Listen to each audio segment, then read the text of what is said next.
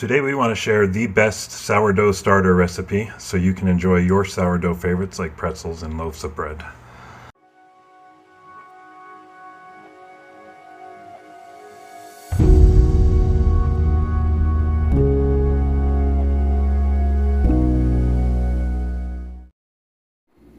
Hey everyone, so during the chaos of our move, I failed to keep my sourdough starter alive. So I'm going to go ahead and get started on another one. And I just wanted to share, there are lots of different variations of recipes out there, but it's a pretty basic recipe, no matter how you choose to do it. I found personally the best thing is try to use organics, and if you can get a hold of fresh milled flour or whole grain flours, they are going to get your starter going a lot faster. So I'll just go through the recipe real quick, and super easy. And then yeah, I'll follow up with each step each day, and we'll get the end results going. So first we want to go ahead and start with measuring this out. You want to be as precise as possible. If you don't have a scale, you can use measuring cups. For this recipe, it's a cup of flour to half a cup of water. Essentially, you want 120 grams of each, and you want equal amounts. So I do, for my starter to get it really going, I do a half and half mix of organic whole wheat and whole grain acorn. I'm not sure if I'm saying that right, but it's a really good starter. Once that's all done, we will transition to a white bread flour, but that'll come later on. So I'll go ahead and get my 60 grams of this and then 60 grams of the whole wheat. And you can use any kind of jar or container. They say glass works best. I've always stuck with glass for that reason. And you want to be careful not to go too heavy, which I just did. So I'll go ahead and pull a little bit out of there. Like I said, you want to be kind of as precise as you can from the get-go. Once you start your feeding processes, the amounts are a little easier. I generally don't use the scale after this portion. I just go ahead and mix my half cups and full cups and so forth. Anyway, so 60 grams of the whole grain, and we'll do 60 grams of the whole wheat organic for a total of 120 grams. Now for your water, filtered spring water works good. If you've got good well water that's filtered through an RO or anything, you want to avoid tap water. Tap water can have a lot of chlorine and fluorides and other things in it that may interfere with the growth period. So I've got my 120 grams. Now I'm going to do 120 grams of water for a total of 240 grams. I always mess this part up, but hopefully I don't on this one.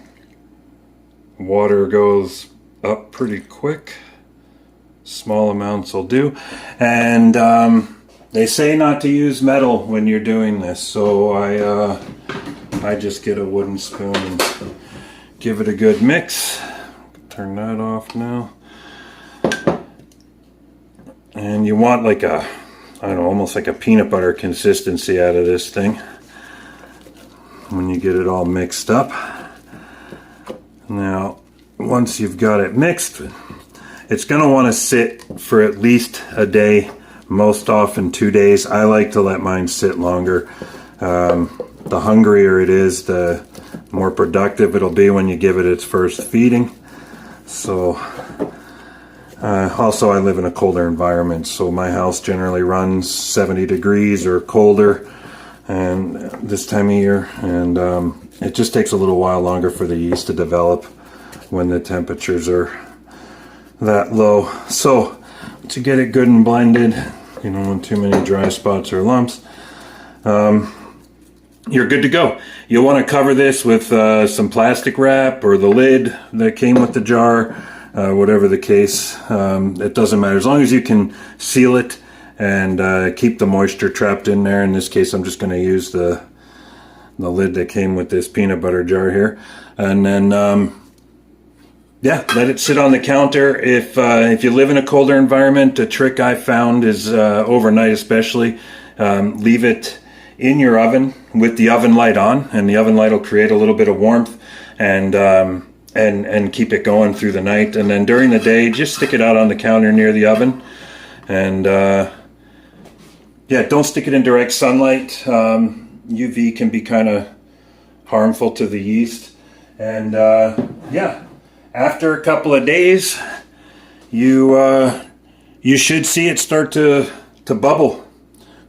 Okay, so it is day 2, well technically day 3. I let the starter sit for a good 48 hours until I started to see some really heavy bubbling. It's going to be hard to see that in this camera, but you can see the air bubbles forming. So this thing has started to activate. Now what I'll go ahead and do is feed it. So I only want about half a cup of this, which is 138 grams of the starter, I think is what it comes out to. And you'll take that and discard the rest. So I will pull this half a cup out. And it should be just about like peanut butter at this stage.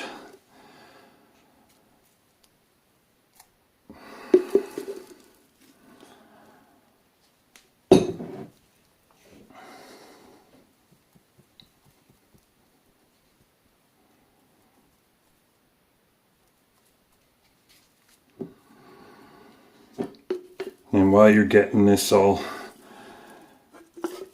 situated, I will next add a cup of organic bread flour, which I do not have, so I'm just going to use organic all-purpose white flour. They say bread flour works the best. I will be tracking some down. We've moved to a new area, so I haven't been able to locate it here yet. For now, I'm just going to go ahead and give it the all-purpose. Organic works best, and they have done some research, and it's been found that the organics do possess a lot more of the proteins that will turn into the glutens and make for a better sourdough starter. So if you can track down organic flours, you're going to have more success. And that is just about all I need of that.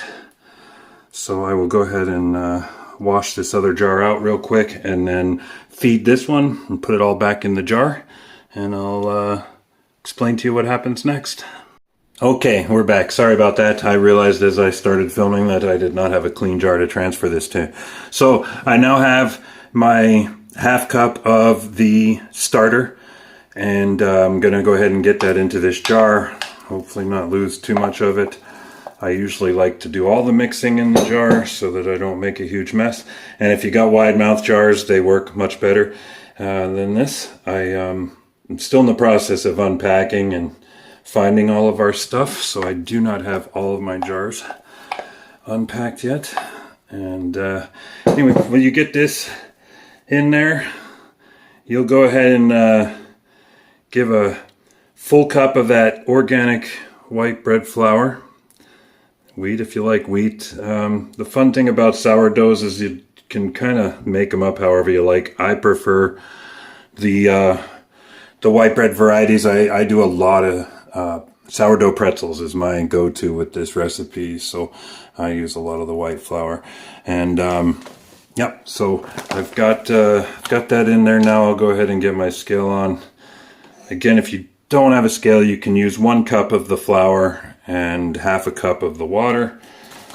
So I'll go ahead and get my 120 grams. I am very messy. Can't find my smaller cups. Oh, I'm getting most of this on the counter. And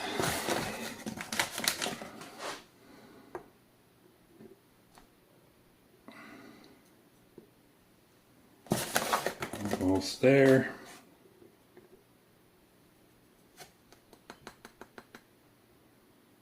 And 120. And again, I'm using just bottled spring water.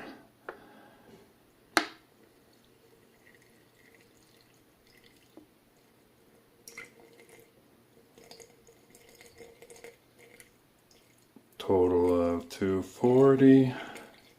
Whoop, shoot. Might have to throw a little more flour in there if you get too much water in there. It's not a big deal. This isn't as critical as the actual starter. So give that a good mix.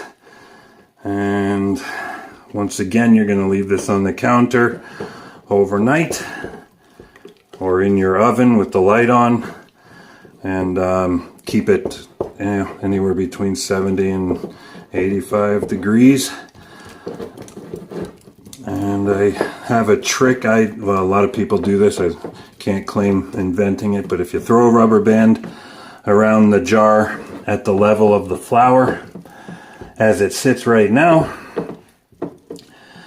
by morning you should hopefully see some growth, or by the next day you should see some growth, and that growth will show up as a film down the side of the jar. So you'll want to try and get the sides of the jars as clean as possible. Get that all good and mixed in with your starter, and get your rubber band on there, get your lid back on, set it on the counter, and you will repeat this process for the next 6 or 7 days. And on like the 6th and 7th day, you might even get to a place where you are feeding this thing twice. You don't want to overfeed it. It's better to feed it when it's hungry, so when it's feeding, it will climb up the jar and actually expand quite a bit. You'll see it come up. If you've got your rubber band, you'll see that growth come right up. And as it drops back down, then you know it's hungry.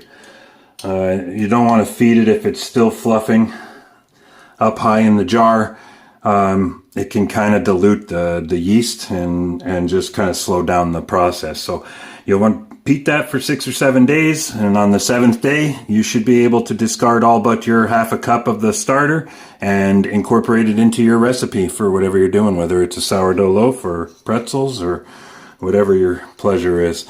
We are 24 hours after our first feeding on our starter, and I am super excited. This thing is going nuts. It's going to be super hard to get the angle right on here, but there is some major bubbling going on in there, and you can see this is where we started, and the dough rose all the way up to the neck of the bottle, or the jar rather, and that's a really great sign. I was concerned as to whether or not just regular white organic flour would do it, but we kept it in the oven, kept the light on, gave it a little bit of warmth, and yeah, took right off. So we have an official living organism in this jar. We have to name it. They say it's bad luck if you don't, so we're going to call this one Phoenix, kind of rising from the ashes of the one I killed. So anyway, so next step is to repeat the process I did on day 1 of feeding. We'll take 136 grams of this starter, and I'm just going to go ahead and put it into a new jar because I don't feel like washing the other one right now.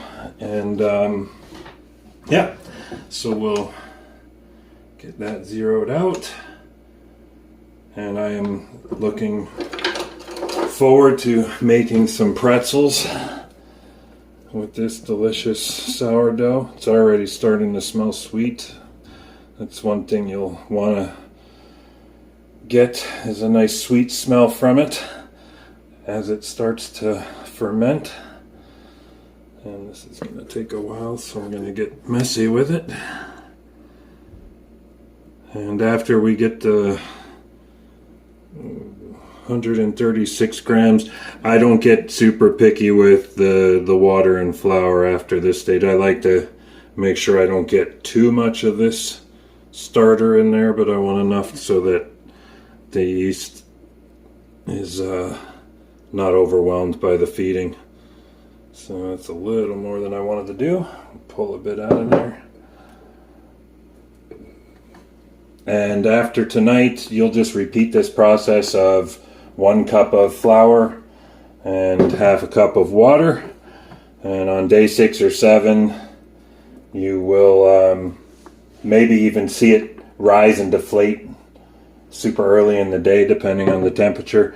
And at that stage, you could feed it twice a day if you wanted to. And yeah, by day 7, you should be good to go for making your bread or your pretzels. And okay, I'm gonna keep going back and forth there. So I got roughly 136 grams of my starter, and then I got a 1/4 cup thing. You don't want to pack the flour into the mixing cup too much. So that's 1, just nice fluffed and leveled. 2, 3, 4. I'm definitely going to switch this to bread flour because the bread flour does work better with the pretzel recipes, so I just haven't found it yet. And we'll give her half a cup of water. Again, you don't need to use a scale. You can just use your measuring cups. And there you go. That's simple, and we will just discard the rest of this. And I will put my rubber band on here, make sure it's still expanding, and I'll repeat this for the next 4 days now. And on day 7, I will probably make a loaf of bread and hopefully get into some pretzels here.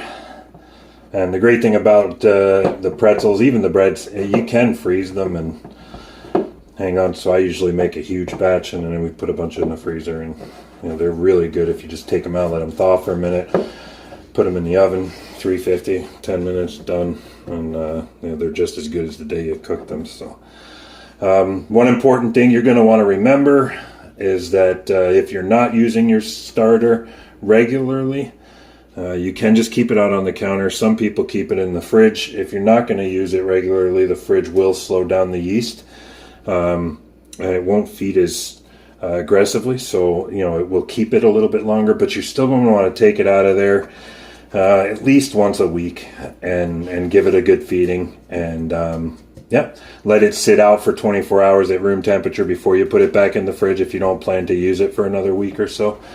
And yeah, enjoy. Well, again, if you have any questions or comments or a different variation for your sourdough recipe, I'd love to hear from them. Like I said, these different flours and stuff that we've experimented with have worked out really well for getting these starters going. And once you get it to this stage, it's pretty easy going from here. You don't have to worry about it. It's just forgetting about it that can be the problem. So enjoy your sourdough, guys.